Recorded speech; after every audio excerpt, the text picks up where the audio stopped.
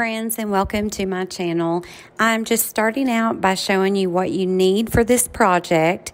You need 2 of the larger crates from the Dollar Tree, 2 of the medium ones, and 2 of the smaller ones.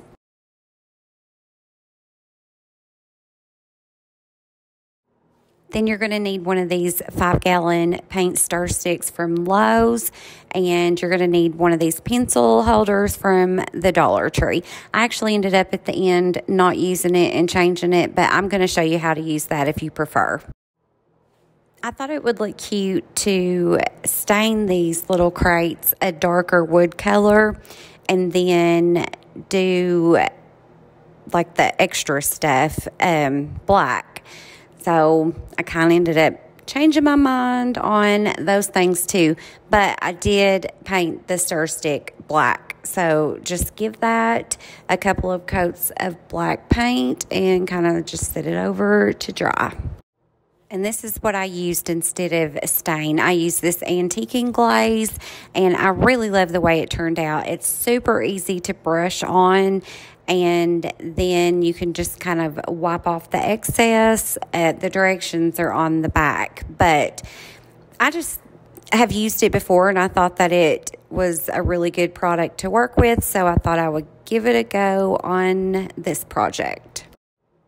I was kind of just brushing it on and wiping it off as I went, but I kind of figured out that I liked it better when I kind of left it sitting for a while. So I would do one crate, set it to the side, do another one, then go back to the first crate, then wipe it off. And I really do think that I liked the intensity of it better when I let it sit for just a little bit. Really just use your own judgment and do it however you prefer it.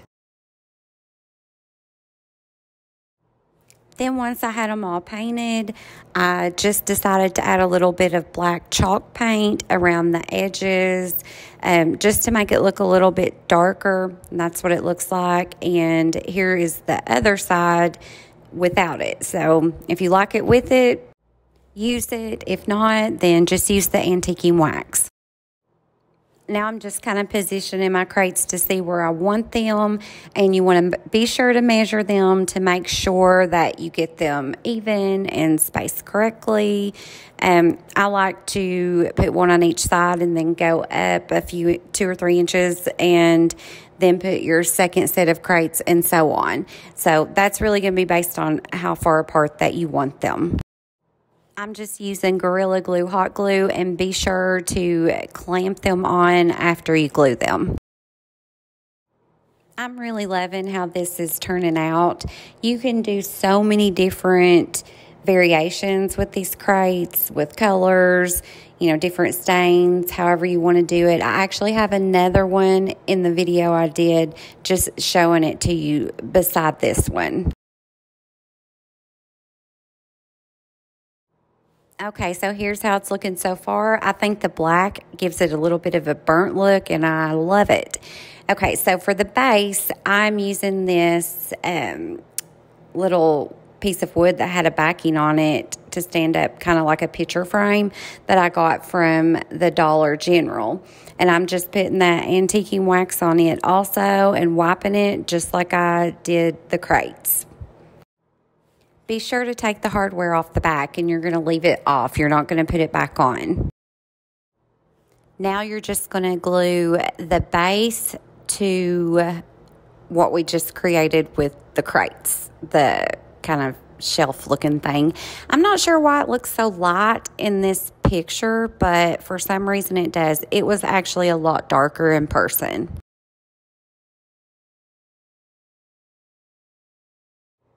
Okay, so originally I was going to use this pencil holder from the Dollar Tree, just taking the screw out of the bottom and detaching the little spinny part from the bottom. And it wouldn't end up fitting on the one I'm showing you how to make because I couldn't find a screw that was long enough to reach in to the little hole that I had made for the wooden piece. So I did use it on the white one that I made, and you can see it spins fine. But since it wouldn't work on the hole here, I made my own. I just kind of had to get innovative and make my own. You're going to need a mason jar lid, and then you're going to need to cut a little disc the size of the lid with the little cutting mats from the Dollar Tree. And then the inside part of the mason lid, you need 2 of those. Then you're going to need some sort of little round beads.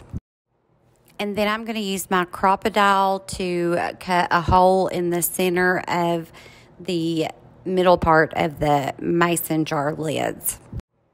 I'm just going to measure it and make sure that all the holes are going to align between the lid and the little disc that I cut with the cutting mat from the Dollar Tree. Guys, if you do not have one of these Crop-A-Diles, I absolutely love this thing. It cuts through so many different materials. I cut both of these at the same time, as you can see, and it cut perfectly.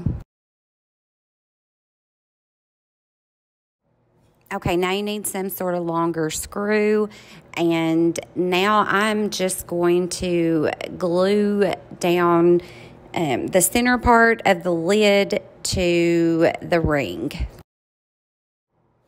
I'm actually just gluing one of the center pieces to the lid, and I hope that I'm explaining this properly. If not, just ask me in the comments and I'll be sure to answer any of your questions.